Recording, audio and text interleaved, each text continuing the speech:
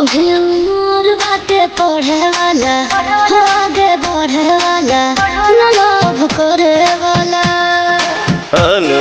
हो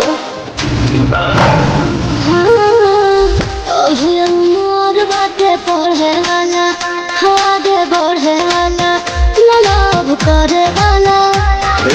रोग के तुहरा दवाई हो हम करबू पाई दवा खाना हो गई तो हीरा हो तो हम पाना हो गई काला धनी के मोरनी दीवाना हो गई काला धनी के मोरनी।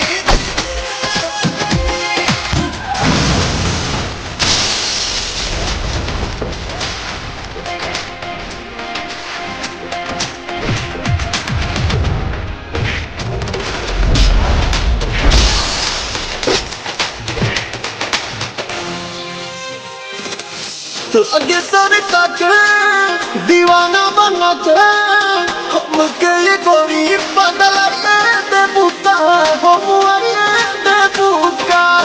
या मत लगावा जल के मथन बूझे बाबू हम कहता रो तारा हलाइन मारो तारा। छोड़ी के अब नौकरिया हो घूमी ले पीछे गोरिया हो निकामा हो गई हम पाना हो गई काला धनी के मर